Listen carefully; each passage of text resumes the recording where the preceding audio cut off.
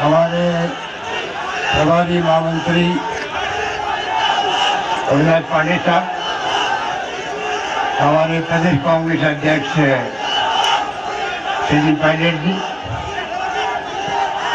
हमारे campaign committee के chairman स्वास्थ्य मंत्री रघु शर्मा जी, प्रभारी मंत्री हरीश चौधरी जी, प्रसादी मीणा जी, आपकी लोकप्रिय विधायिका राज्य मंत्री श्रीमती ममता भूपेश, विधायकगण हमारे मुरारीलाल जी मीणा साहब, जी.आर. खरौना साहब, रामलीलाल जी और जिला अध्यक्ष विजेंद्र शेखावत जी, अजय भौरा जी, वेद प्रकाश जी सोलंकी, राम निवास जी गोयल, राम अवतार चौधरी, श्री गीता खटाना, जिला प्रमुख साहिबा, लटोरमारी सैनी जी, हीरालाल जी सैनी, शिवराम जी मीणा, श्रीमती बादाम सैनी, प्रधान शिकराय, ऋषि भैरवा जी, कमल मीणा जी, महेंद्र मीणा जी पूर्व विधायक, श्रीमती ममता प्रधान भवाना और अन्य उपस्थित तमाम हमारे बुजुर्गों, भाइयों और बहनों, नौजवान साथियों, मुझे बहुत खुशी है कि आज भंडारी में मुझे वापस आने का सौभाग्य मिला। पिछले चुनाव में आपने, जब मैं चुनाव आया था सिगराय भंडारा में, तो आप लोगों ने ममता भूपेश को अपना आशीर्वाद दिया और भारी बहुमत से आपने उनको कामयाब किया। उसके लिए आपका मैं धन्यवाद करना चाहता हूँ।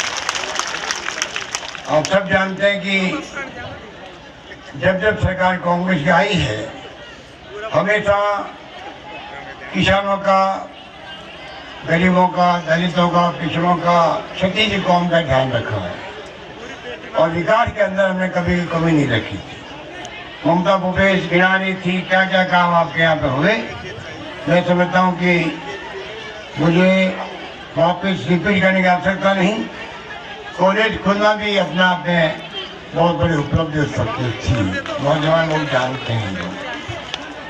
उप तहसील सिकंदरा में, बरावड़ा में खोली हम लोगों ने, प्राइमरी हेल्थ सेंटर PHC 8 खोली आपके क्षेत्र में और 3 CHC खोलना मैं समझता हूँ कि बहुत बड़ी उपलब्धि थी क्षेत्र की। पशु चिकित्सालय खुल गया, 200 करोड़ की सड़कें बन गई, ट्रॉमा हॉस्पिटल बन गया और यशोदा बांध का भी हमने योजना बनाई थी। आप देखा होगा कि आते ही अभी हमने यशोदा बांध का टेंडर जारी कर दिया है। वो काम जल्दी पूरा हो, डेट यशोदा लगा करके दूसरा तक सवाई माधोपुर होता हुआ, बामनवास हो, बोयली हो, सबसे होता हुआ आपके दूसरा तक पानी आएगा, तब जाके आपकी पानी की समस्या का समाधान होगा। और वो हम करके रहेंगे, वो करके रहेंगे, क्योंकि कब तक आप शुद्ध पीने का पानी नहीं मिले जनता को, ये कब तक चल सकता है। इसलिए समय आ गया है। बिशनपुर बांध हो, चाहे वो यशोदा बांध हो, पानी मिलना चाहिए पीने का, ये हमारी प्रायोरिटी हुई, प्रायोरिटी है हमारी। मैं आपसे ये निवेदन करना चाहता हूँ। और बाकी जो अब जो मांगे की जा रही है, मुरारी मीणा ने भी कहा हो, चाहे वो ममता भूपेश ने कहा हो, आप निश्चिंत रहो।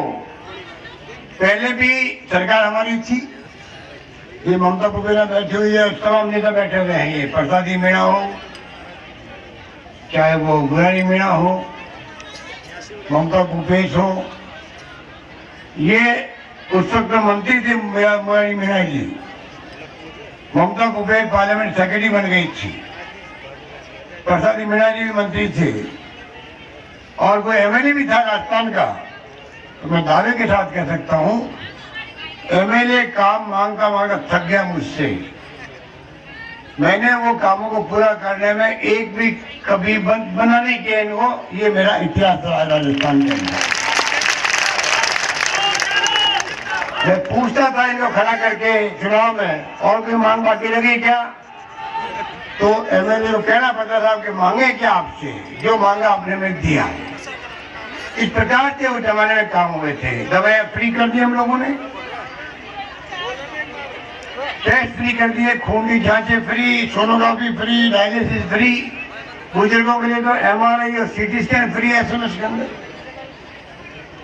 कोई कमी नहीं रखी। पेंशन दे दी बुजुर्गों को, बहनों माताओं को, बुजुर्गों को 750 रुपये और 500 रुपये, अभी हमने बढ़ा दिया 1000 कर दिया है, और 500 और 750 कर दिया है। पेंशन देना किसे कहते हैं? तमाम तरह की अड़चना आ रही थी, हटा दी कि आज बुजुर्ग आदमी घर में अगर है, पेंशन मिलती है उसको पर मंथ, साल में मिलते 9000 रुपये, 12000 रुपये, और मिलेंगे 18,000, 24,000 मिलेंगे पति पत्नी है तो। अब कल्पना करो, उसको अपने फिर बेटों की बहुओं से मांगनी जरूरत नहीं पड़ती। कोई बहन समाज घर में आ गई, पोता पोती आ गया तो उसको 5 रुपये 50 रुपये का नोट पकड़ाना है, बिना बहू को पूछे हुए जेब में से निकाल के बुजुर्ग महिला उसको दे सकती है, अपने पोता पोते को, नाती को, किसी दे सकती है, बहन समाज में दे सकती है। पहले मांगते थे तो कई बार अगर ढंग से बात नहीं होती सासू बहू के तो मन में दुख होता कि मैंने मांगा पैसा और बहू ने दिया नहीं, वो समझ हमने हल कर दी थी उस जमाने के अंदर। और दादा दादी की सेवा भी जो है, पोता पोते छोटे घूमते घूमते चारों में घूमते रहते हैं, अगर ज़्यादा पानी पिलाऊं या खाना खिलाऊं दादी, जिससे कि इनको खुश लगेंगे तो हमें 50 का नोट मिलेगा, तो पोता पोते भी ध्यान रखते हैं बूढ़े बूढ़े।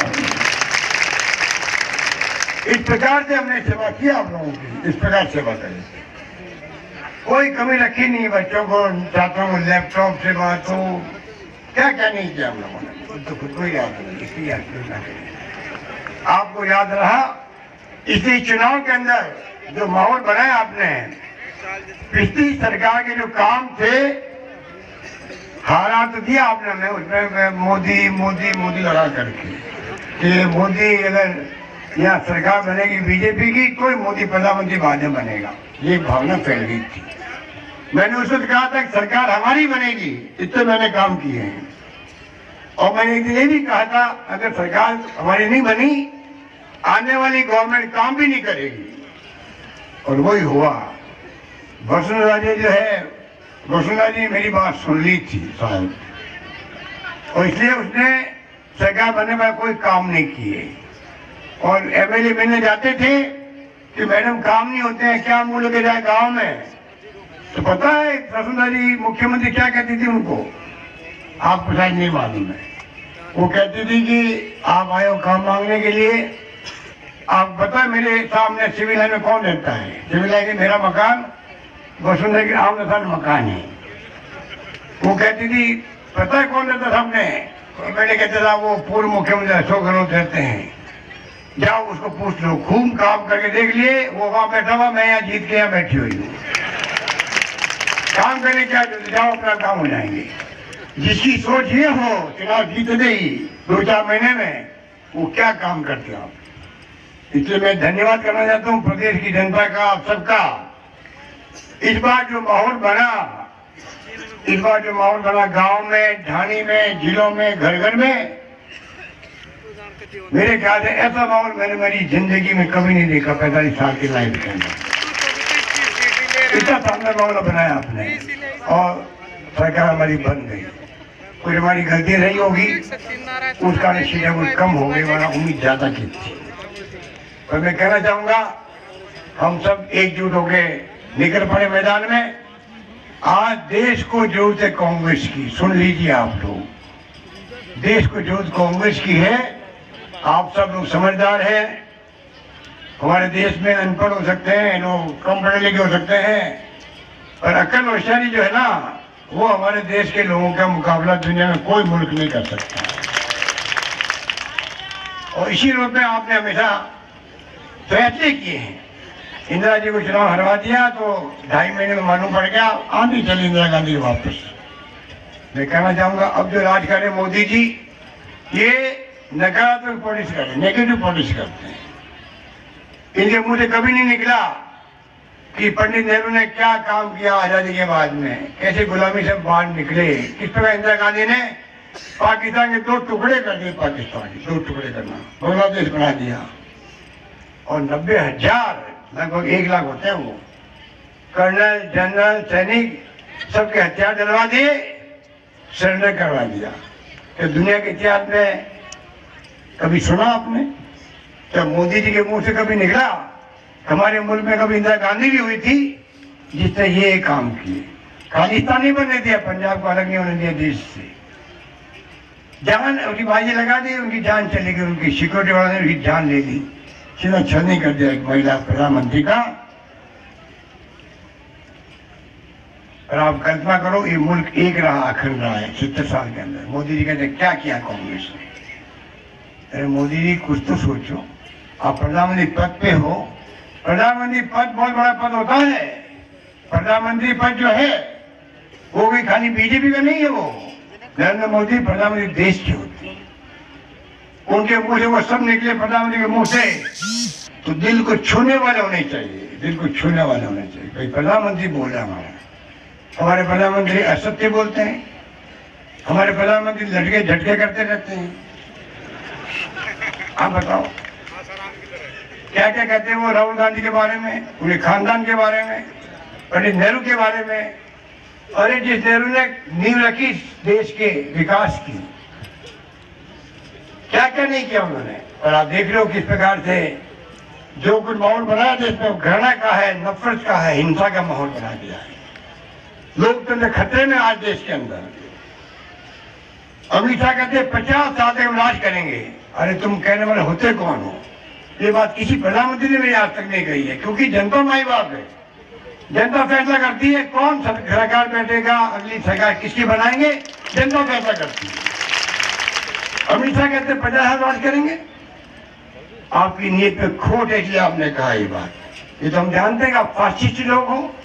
आरएसएस बीजेपी वाले फासिस्ट ही लोकतंत्र का मुखौटा पहन के सरकार बनाना चाहते हैं। सरकार बना भी ली लोगों ने, पर लोकतंत्र में इनका कोई विश्वास नहीं है। ये किसी की आलोचना सुनना पसंद नहीं करते हैं। आलोचना कर तो सरकार की देश धोड़ी है।